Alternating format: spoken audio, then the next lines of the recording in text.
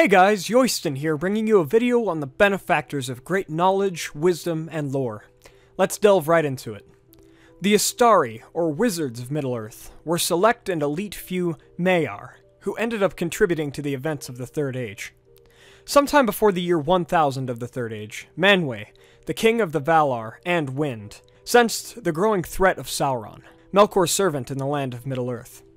To contribute aid to the Free Peoples and remind them of their creators, Manwë called a council where he could decide upon emissaries of the Valar to send to Middle-earth. Aule, the Vala of Smithing and the Earth, who created the dwarves, sent Kurumo to this council. Arume, the Vala of the Hunt and Lord of the Forests, sent Morinitar. These two were the only ones to originally come to this meeting. Manwë desired to find Olorin, and sent him as well. After returning from an adventure, Manwë asked Olorin to come to the council and to be one of the emissaries. Olorin said that he was afraid of Sauron, and that he was not powerful enough to stand against him. But Manwë said that is all the more reason to go, to find his courage and help the Free Peoples stand against what he fears, Sauron. Yavanna, the Lady of the Earth, asked Kurumo to take Iwendil so that one of the emissaries would protect the land, creatures, and nature. And lastly, Morinitar took his friend Ramustamo, another servant of Arume. Thus, the five who all came from different places and esteems in Valinor became the Order of the Five Wizards. They were forbidden to dominate or control the Free Peoples, or to match Sauron's power with power. If they disobeyed these rules, they would be banished from the Order and cast from Valinor forever. Thus, around the year 1000 of the Third Age, the five landed in Middle-earth. Kurumo, who stood for Aule the Smith, became known as Saruman the White, and the head of the five wizards. Olorin, who represented Manwë and Varda, the Lady of the Stars, or Elbereth, as she is also named, and had also served under the Valar, Iarmo, the Lord of Dreams, and Nienna, the Lady of Mercy, became known as the Grey Pilgrim, Mithrandir, the White Rider, and widely known as Gandalf the Grey, and the second in power of the wizards, as Varda had convinced Manwë not to send him as the third in power behind Morinitar, but second in power behind Kurumo. Iwendil, who stood for Yavanna, became known as Radagast the Brown. And finally, Morinitar and his friend Ramustamo, who stood for Arume, became known as Alatar and Palondo, the Ithrin Luin, or the Blue Wizards. Saruman, Gandalf, Radagast, Alatar, and Palondo all arrived in the Grey Havens, and from there set out on their missions to help the Free Peoples. They took the guises of old men in Middle-earth to appear less frightening and more trustworthy and willing to advise rather than to overpower and dominate. Now, the power of the Istari is more within their voice, advice, and wisdom, rather than in spells or conjuring different matter. Now, they still do have power in that regard, and they can summon the elements to a certain degree, but that's not where their main power lies. The White Wizard and the Blue Wizards first went east to stir rebellions against Sauron. Now, there's some new lore, if you consider how old the Legendarium is. As in the Peoples of Middle-earth book, it seems that during the Second Age, the two Blue Wizards also went east then as well, before the arrival of the Five Wizards, of course. And during the Second Age, they caused great disarray in the factions of the east then as well, before returning west to Valinor to then come back once again in the Third Age to Middle-earth, making them appear as wizards in Middle-earth twice. When this happened in the Second Age, it coincided with Glorfindel's appearance in Middle-earth around the year 1600 of the Second Age, about the time when the One Ring was forged, making them shipmates with the elf. Anyways, in the Third Age, Saruman, Alatar, and Palondo went east and south to cause uprisings against Sauron and to stop him at the root, at the cause. So if he ever returned to Mordor, the men of the east and south would stand against him. But we see this didn't really work because they still stood with him, especially around the time of the Battle of the Pelennor Fields. But still, we aren't exactly sure how much good they did for Middle-earth. Only Saruman returned from these adventures, and it is possible that the Blue Wizards came to betray their own purpose and teach the Easterlings and Haradrim different powers in the cults of magic, and joined with them and the Dark Lord in positions of power. Or that they stood against them, and the War of the Ring was won by the Free Peoples because of the Blue Wizards and their unknown deeds. Or the two Blue Wizards were simply defeated. Of their ends, we know nothing. Once again, that is a part of the frame narrative. Not everything is revealed to us. People theorize that one of them could be the mouth of Sauron, which is unlikely as the messenger was a Black Númenorian, or one was the king of the Easterlings during the battle for Erebor in the north, at the end of the War of the Ring, or that they befell some other end. Again, it is truly unknown. Now, getting back to our remaining wizards, Radagast took less and less interest in the politics and needs of the Free Peoples, and he became more concerned with the nature and the animals of Middle-earth. He remained a part of the White Council, but lived in Mirkwood, keeping watch over the animals there, and meeting with Beorn and his son Grim-Beorn from time to time. As for Saruman, he quickly became jealous of Gandalf after Círdan the Shipwright remarked that he believed Gandalf to be the wisest and greatest of all the wizards. And Saruman later discovered that Gandalf had been given Narya, the Ring of Fire from Círdan. This made his jealousy grow, and perhaps he thought Gandalf would try to become the head of the Order of the Wizards. After 1,500 years, Saruman returned from his adventure with Alatar and Palando in the east, when Sauron's power began to grow and become more noticeable in Dol Guldur. After sensing Sauron's returning power, Saruman began to desire a similar power, but he wasn't fully turned towards lust and power yet. The White Council was formed around the year 2463 of the Third Age to counter the growing darkness, and despite Galadriel wanting Gandalf to be the head of the council, Saruman was appointed its leader, and he refused to step down. This was also the same year that Smeagol had found the One Ring. After the White Council was formed, Gandalf had begun taking an interest in the hobbits of the Shire, and Saruman began to spy on Gandalf, afraid that he sought more power, and Saruman smoked pipeweed of the hobbits in imitation of Gandalf. He also spied on Gandalf while he was in the Shire, but eventually the hobbits started to notice Saruman as well, so eventually Saruman sent spies into the Shire to watch Gandalf. In the year 2759 of the Third Age, Saruman became steward of Isengard, with Beren the steward of Gondor's permission, as it had been abandoned by the men of Gondor long before. In Orthanc, Saruman coveted and hid the Palantir within. In 2850 of the Third Age, Gandalf investigated Dol Guldur and found that Sauron was the necromancer who had come back, and he urged the White Council to move against Sauron, but Saruman argued for the council not to act, and so they didn't. Gandalf at this point began to suspect Saruman's motives and his true allegiances. Finally, in 2941 of the Third Age, Gandalf convinced the White Council to act, and Saruman actually agreed, fearing how much Sauron actually knew about the whereabouts of the ring, as Saruman had already begun studying into the dark arts of his enemy, and he feared that Sauron might actually be able to find the ring soon or grow too heavily in power too quickly. So the White Council went to Dol Guldur and removed the necromancer. 10 years later, Sauron completely removed himself from Dol Guldur and retreated to Mordor. His servants, who currently had possession of Minas Morgul, formerly known as Minas Ithil, gave the Palantir of the city to Barad-dûr, and thus Saruman and Sauron came in contact with one another after Barad-dûr was rebuilt. Saruman cast off the color white, greatest of the Order, and became Saruman of many colors, and he took Isengard for himself, rather than holding it as a steward for Gondor, and he began to fortify it. And after many long years of studying Sauron's works before this, he desired a power alike to Sauron's, and the One Ring for himself. It's interesting. Before their time as Sauron and Saruman, both of these Maya actually studied under the same Vala, so this could result in why ultimately they both turned to looking into ringcraft and fighting for greed and power, as that Vala had also made the dwarves who were susceptible to greed and power as well.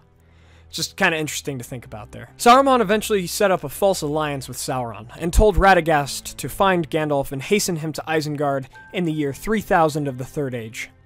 Now the rest we know, so I will quickly summarize it, as it is a main part of the Lord of the Rings.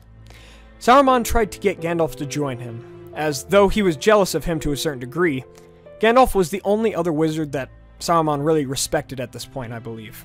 He never really respected Radagast, but he never said anything about that. After telling Gandalf of Sauron's return and the Nine Riders being abroad, Gandalf was unable to leave, but he did not join with Saruman either.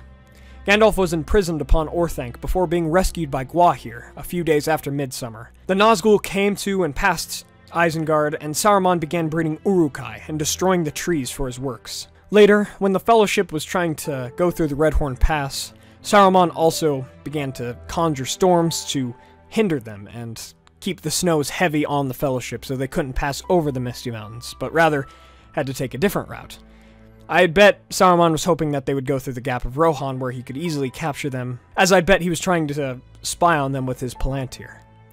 But inevitably they went through Moria, and Gandalf was lost. Other than that, in the Fellowship of the Ring, it's only Saruman's Uruks that do anything. They kill Boromir and take Pippin and Merry, running back to Isengard. In the Two Towers, Saruman's Uruks were destroyed, the hobbits escaped, and the Ents would awaken and tear down Isengard. And thus, Saruman's treachery and falsehoods would be revealed to Sauron after Sauron found out that Saruman had tried to capture the ring for himself. Sauron sent Nazgul to Isengard for a confrontation after Grima Wormtongue threw the Palantir out of Orthanc, and the communication between Isengard and Mordor was brought to an end. After the Battle of Helm's Deep, Gandalf the White broke Saruman's staff and cast him from the order of both the wizards and from the White Council itself. After this, Saruman and Grima escaped Isengard through hidden means, and they went to the Shire and further industrialized it, as he had already begun to do so the year before. Eventually, Saruman was slain by his servant Wormtongue in the Shire, after being spared by Frodo, and after he mocked Grima. His throat was sliced by his own servant, while hobbit archers feathered Grima with arrows. Saruman's dark Fea came out of his body and looked west for one possible forgiveness and maybe a return home. But he was blown away by the wind of Valinor, and maybe even by Manwë himself. Now last, but certainly not least, my favorite wizard of all time, Gandalf. I can't say much about him that isn't said in the books and made very apparent to most audiences. At the end of the day, he was the grandest of all wizards, and was the only one to actually accomplish his task set before him by the Valar, even though he started his journey afraid and meek. Upon his arrival in Middle-earth, Gandalf became good friends with the elves, and he learned much from them and also taught them much. Círdan the Shipwright gave him Narya in secret, and he had a great respect for the wizard. Gandalf journeyed through most of the lands of Middle-earth, and he learned many languages and spells. At some point during this time, he saved Gwaihir the Windlord from a poison arrow, and thus the two became good friends. When the hobbits moved and lived in the Shire, Gandalf befriended many of them. He loved the simplicity of the folk, and developed a love for fireworks and pipeweed. When the White Council was formed, in 2759 of the Third Age, Gandalf declined greater power or positions. That's not what he wanted, and that's not what he was intended for. In 2850 of the Third Age, Gandalf found Sauron's presence within Dol Guldur as the Necromancer, and he wanted the Council to fight him to accomplish the task set before the Istari, though they wouldn't do it. And Gandalf wasn't powerful enough to do this alone, and he knew that. Besides, there were other quests to accomplish and other tasks at hand. In 2941, Gandalf advised Thorin Oakenshield to take back Erebor, and he advised Bilbo Baggins to go with him. In doing this, they prevented a deadly alliance that could have formed between Sauron and Smaug.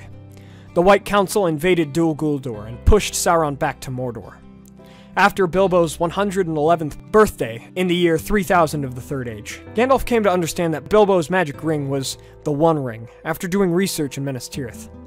Gandalf advised Frodo and Sam to go to Bree, and he left a letter at the Prancing Pony for them to go to Rivendell. Gandalf escaped Orthanc on Gwaihir the Windlord, and took Shadowfax from Edorast to ride to Rivendell after Theoden bid him take a horse and to be gone. Again, Gwaihir is starting to repay Gandalf for saving his life so long ago. The events in The Hobbit and The Lord of the Rings, with Gwaihir the Windlord saving Gandalf or his friends, this is ultimately him also paying back Gandalf for saving him so long ago from that poison arrow. After joining the Fellowship of the Ring, Gandalf killed a Balrog, and he was the first to do so in a few ages, but he died in the process. Olorin's spirit was sent back to Manwë and Iluvatar, and because he was the only wizard who was actually on the road to accomplish his task, the Valar sent Gandalf back until his task was complete. He became Gandalf the White, and the head of the Order of the Wizards, and he was recloaked in Lothlorien, in all-white fabric, except for a few gray garments that he kept so that he could shield himself from eyes both friendly and unfriendly. Gandalf found the three hunters in Fangorn at the turn of the tide, and alongside them, he advised many men of Rohan to take up arms against both Saruman and Sauron. He came back to Saruman and displayed his power over his former friend, and ultimately stripped him of almost all wizardly power except his voice, which was kind of innate for Saruman, but the wizardry definitely helped his voice have an enchantment over others. After this, he went with Pippin to Minas Tirith. During the siege of Minas Tirith, he almost had a great duel with the Witch King of Angmar in the gateway of the city, but he was saved at the last moment by the riders of Rohan. And before journeying back into the west, he served as the returning king's most trusted counselor before the last battle with Sauron. Gandalf followed Aragorn to the Black Gate. After this, he, Gwaihir, and a few other eagles saved Frodo and Sam from the fires of Mount Doom. And afterwards, Gandalf crowned Aragorn as King Elisar. For a few years, Gandalf spent time with the Moss Gatherer, or also known as Tom Bombadil, and in 3021 of the Third Age, Gandalf sailed into the west with Frodo, Bilbo, Galadriel, Celeborn, Elrond, and Shadowfax most likely. The boat also bore the 3 bare Elven Rings to Valinor, and if you want to hear more about that, I have a video you might like. Link in the description below. Gandalf spent more than 2,000 years in Middle-earth, and he was welcomed back to Valinor as the only wizard of the 5 to have accomplished his task. Now, I've been thinking about this recently. I wonder when they got back to Valinor if Gandalf, even alongside the 2 hobbits that he had known for so long, cast aside his appearance as an old wizard and took on the look of Olorin. Like him, but much younger and in immortal youth. I don't know, it's just something to think about. The wizards are a very intricate and powerful part of the Legendarium. They set archetypes for the strong sage, mentor, and antagonist even, as each wizard is very diverse from the others. Even the blue wizards, who are similar, are still different from one another. The journeys of these 5 beings depict that it is best to live lives of simpler means, and rather than desire power or to rule others, become compassionate advisors to one another who give knowledge and wisdom, rather than to be a force of will upon someone else. You notice how many times I said advise when concerning Gandalf, because, in truth, that is most all he did. With the help of Narya, he gave hope, wisdom, and knowledge, even when all seemed lost. Thank you all for watching. I really hope this video was both entertaining and thought-provoking. I want to thank you all for voting on and requesting this video. It's because of you guys that this one was made. Recently, we just passed 1,000 subscribers, and I can't even begin to describe how grateful and blown away I am. In 1 week, this community gained roughly 1,100 subscribers, and I can't believe it.